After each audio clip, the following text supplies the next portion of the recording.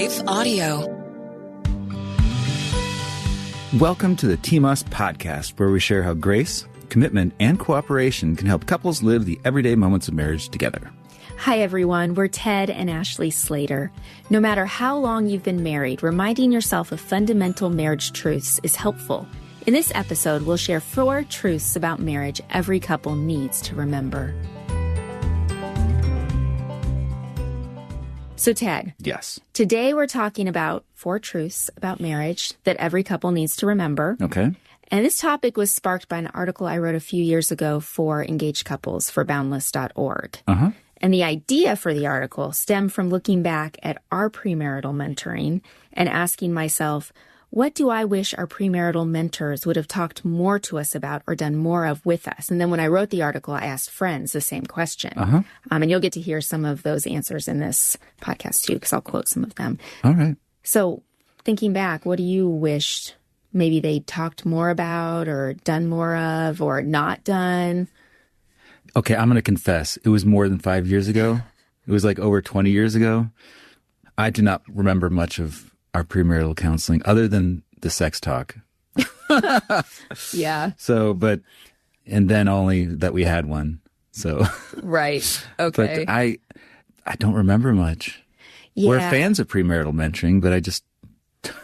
Yeah. And I think what sets premarital mentoring apart from premarital counseling. Did I say premarital counseling? No, you said mentoring. Okay. But I'm just thinking in case people are listening and going, well, what's the difference? Got it. Is that for us, it was a couple from the church who had been married probably at least a decade, right, who came in and sat with us and went through different topics. And we actually found ourselves doing this with couples at our church in Georgia. Well, when I look back, I wish that the relationship would have continued after the mentoring ended. Okay. I think that, so that, like, when we're married, after we got married, the first few weeks, first months, we could call them and.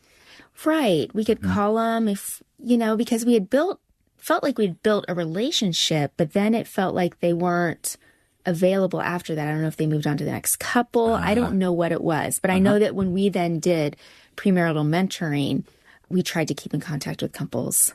I'm still in contact with some of them, which cool. I think is awesome. It is really cool to see them develop as a couple. Exactly. And have kids. And celebrate, those different things in their lives. So I think that would be what I wish had been different, because I think all of us need mentors or couples that are ahead of us. Yeah. So I think that would have been helpful. You've got nothing to add. Yeah, like I said, it's been over 20 years. Yes. The memories are foggy. If you're listening, we have this personal joke that for a while, if Ted can't remember when something was, he's like, well, it's at least 5 years ago. But you can't say that anymore because it's been a lot longer. It's been a lot that we have been together. Right. Okay. Yes. Well, after this break, we'll discuss 4 truths about marriage that every couple needs to be reminded of from time to time.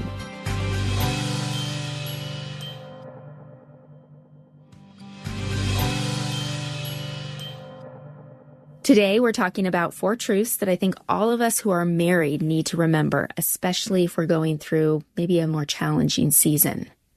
So, you ready for the first one? I am. Let's do it. Okay. When marriage gets hard, it's normal to wonder if you've made a mistake, but it doesn't mean you have. Right. Right. That's good. I know that sometimes, people get divorced, right? Yeah. I know at least one person who thought they had married the wrong person. But by then, it's a little too late to say I married the wrong person. Exactly. Because you're married. Right. And I have a quote later that kind of ties into what you're saying there.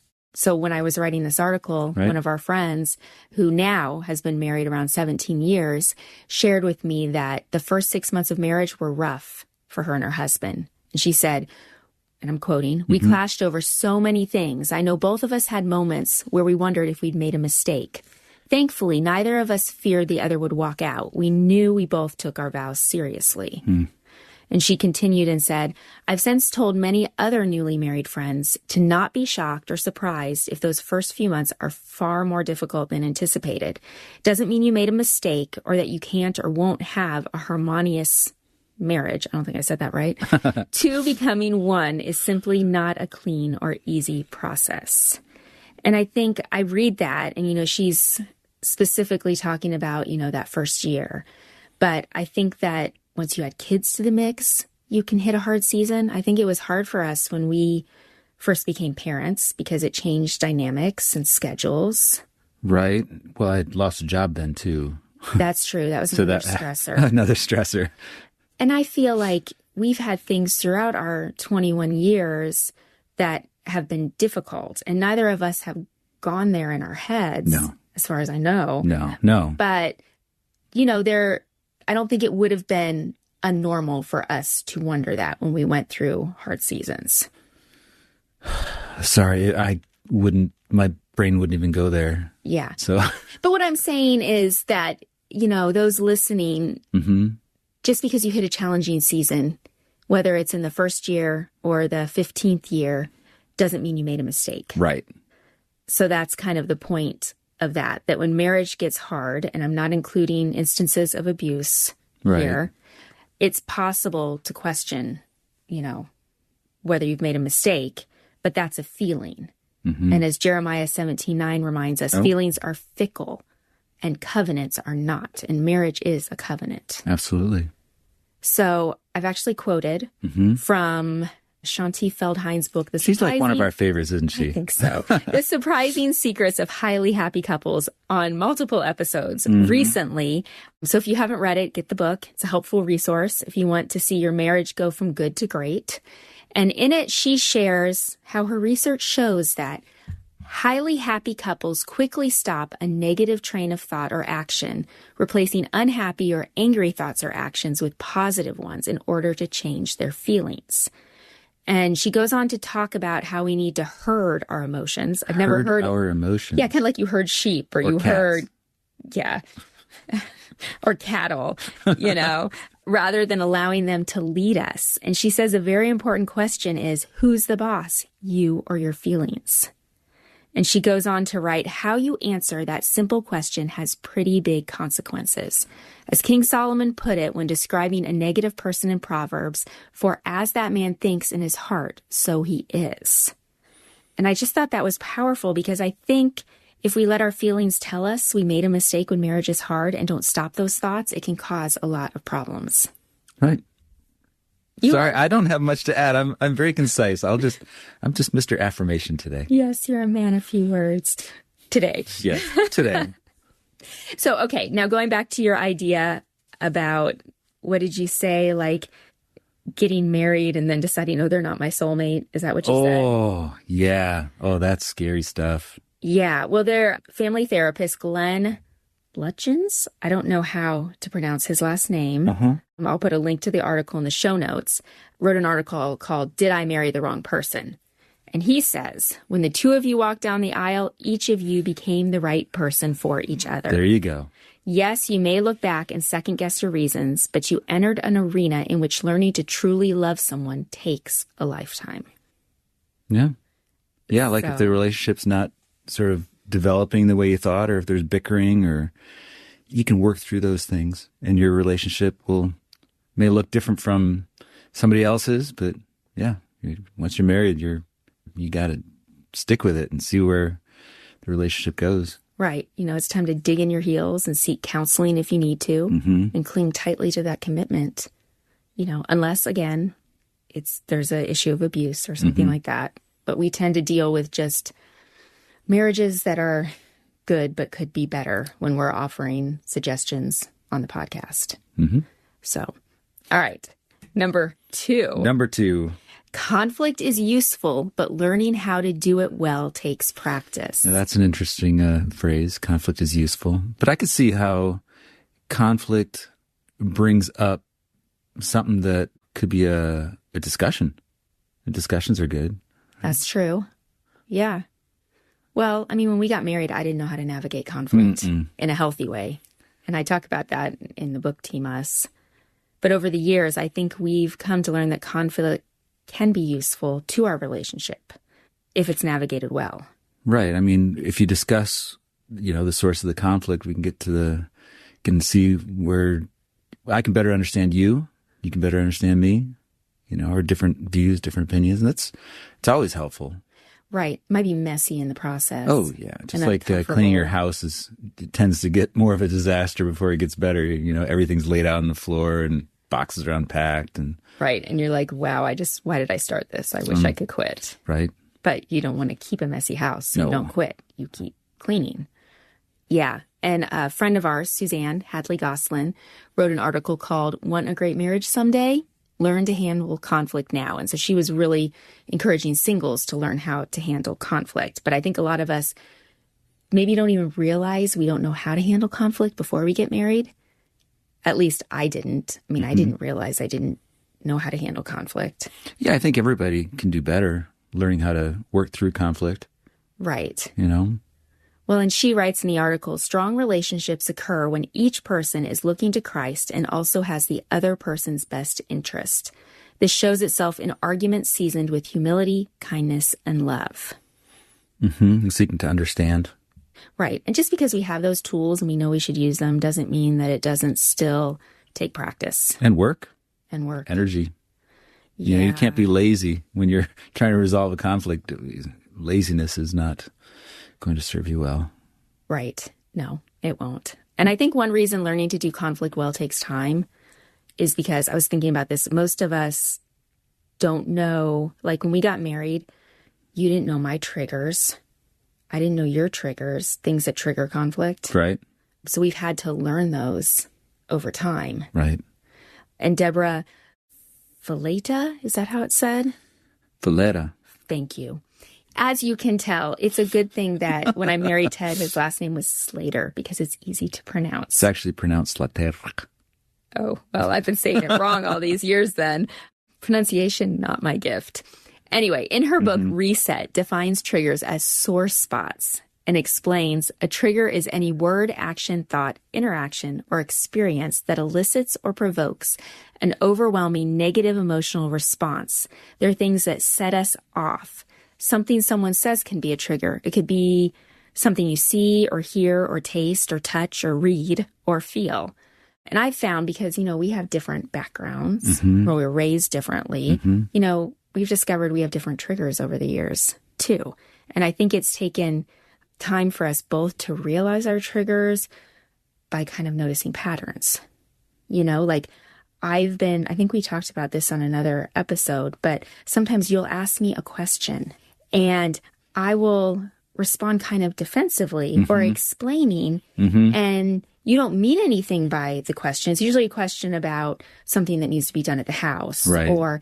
And I will take it as I'm failing. I'm not enough. I'm not doing a good enough job. I'm not doing my responsibilities. And you don't mean it that way, but it's triggering something in me that just doesn't feel like I'm enough unless I'm achieving and accomplishing.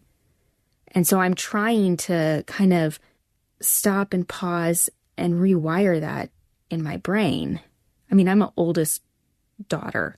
There tends to be this thing with oldest girls who, achievement, not feeling like enough. So, Interesting. But I think that, navigating conflict takes time because you've got to kind of discover those things and realize they're a pattern, both about your spouse and about yourself. Yes.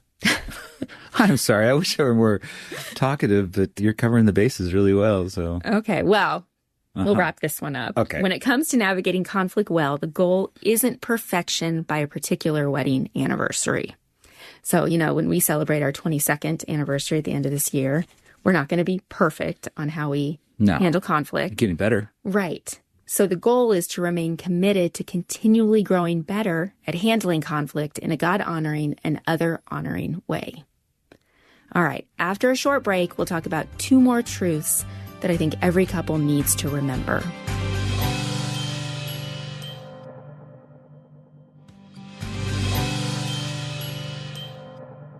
All right, so we've talked about 1 and 2, right? First one is just because you feel like you made a mistake doesn't mean you did. Second one is conflict can be useful, but it takes time to learn to navigate it well. Right.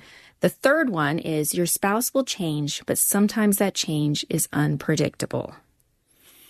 So, do we have any examples between us? Yeah, I'll get there. Okay.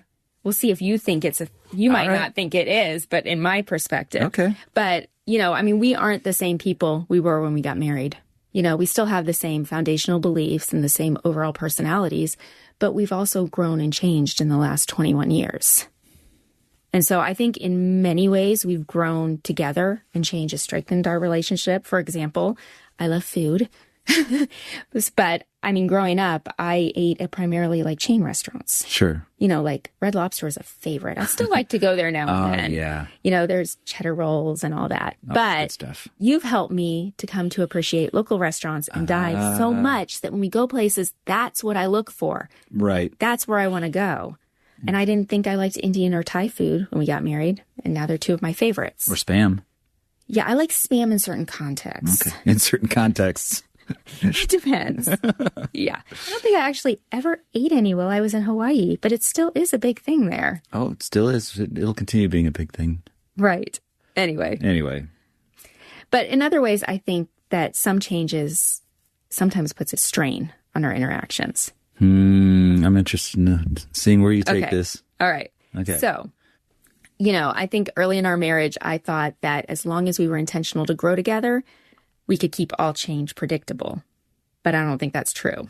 Okay. Like when it comes to our marriage, I think about like news and politics. You've always loved news and politics, but I didn't realize how much you did when we got married. And I think with the type of work that you do, that has only grown because you kind of live in that world with what you work on. It's true. And it's important for me I feel like it's important for me to be up to date on stuff. Right. So you have grown continually in your interest and knowledge in that area, maybe even more so than when we got married. And for me, it stresses me out. Like more and more as the years go by, news and politics, whether it's, domestically or internationally, it makes me feel weary. And so I don't like to talk about it very much because it also makes me feel fearful. And I think sometimes that puts a strain on our relationship because you want to talk about topics or current events. And I'm like, I just can't. Right. I have seen that. And so, I might turn off the radio when you're walking over. I'm like, you don't need to hear this story. Which I appreciate. But I feel like in some sense, because emotionally I don't feel like I can handle that stuff. Right. It keeps me from taking an interest in something that you're very interested in. Which in some respects makes me sad, but I don't know how to change that about myself. Interesting. Okay. That's interesting insight. Yeah. All right. So how can we navigate the challenge of unpredictable change? I think we just have to be patient and determined and keep doing course corrections. And I think it's okay, even though it does make my heart kind of sad that I'm not able to share in the way you probably would like me to. There are lots of other areas that we have grown in the same direction. That's good. I have to think about that. I don't think you'd really verbalized that so clearly before. That's interesting. Yeah. And you like musicals more because of me. Absolutely. Yeah, I'm not afraid to say that. I love me some musicals. Yep. And sometimes you're the one quoting the musical theater quotes. All right. Well, number 4. You need to leave and cleave, but it's easier said than done. And so we have friends who got married not that long after us. And when I was writing this article, she kind of spoke on this issue. She told me that she wishes their marriage mentors had talked to them more about in-law relationships. She said, we were young and our parents were local, and we found ourselves at times trying to seek the approval of our parents. She explains it was easy to dismiss each other's advice or opinion in lieu of what our parents had to say about a particular matter. We had to learn to set boundaries. And I feel like this is an ongoing thing in marriage too, because as dynamics change, as you have kids or where you live, you can think you're doing a good job at like leaving and cleaving, but as dynamics change, I think you can realize maybe blind spots, silence. Few words. Yeah. I think it's one thing, I wrote another article for Boundless at one point talking about how you needed to, when you got married, you needed to move your spouse to your immediate family, because you don't have to have a family. You don't have to have kids to be a family. Once you get married, you're a family, which means that you have to move, now extended family to a place of priority after your spouse. Right. This is one that I didn't naturally get right. Like when we were first married, I was still, a big part of me was deferring to my parents. Even though I was older, I was in my 30s, but I was still taking their feelings or their thoughts strongly into consideration, even sometimes more than yours. We had some conversations. Yeah, I think it's played out differently for you and I. Like that was what you kind of had to wrestle with. And then I think I have had to wrestle with, if there has been conflict with you and someone on my side of the family, learning to always choose you. And I think everybody will have that kind of conflict at some point. I think it's something we're continually figuring out. Absolutely. So I think while prioritizing your marriage over parents and siblings is important, it's okay if it takes some time. But I will say to those listening, if you've been married 5, 10, or 20 years in and you still haven't done that, I'm not saying you've done it and you're not still facing challenges, but you haven't done it at all, then I think it's a problem that needs to be addressed. So, right, it's pretty clear. Scripture challenges us to, leave your family and cling to your spouse. Right. And I think if it's something that those listening with are struggling with, start small. Start small. I don't know what that looks like. It could be holidays.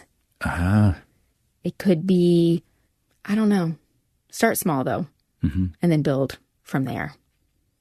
All right. So to recap, here are 4 truths every couple needs to remember, no matter how long you've been married. Number 1 is when marriage gets hard, it's normal to wonder if you've made a mistake, but it doesn't mean you have. Your soulmate is not out there. You are married to your soulmate. Number 2, conflict is useful, but learning how to do it well takes practice. So don't give up. Might get messy. Keep going. Keep working at it. 3, your spouse will change, but sometimes that change is unpredictable. So be adaptable. And 4, you need to leave and cleave, but it's easier said than done. So after this break, we'll be back with this week's Us Time Challenge.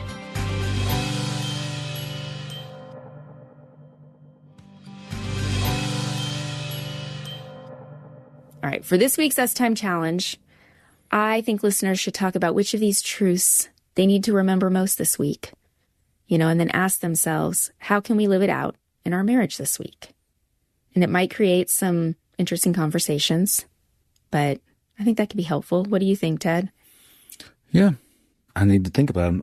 A couple of them are not even a thing anymore. I wonder if I've made a mistake. Leaving and cleaving, maybe a little bit still lingering.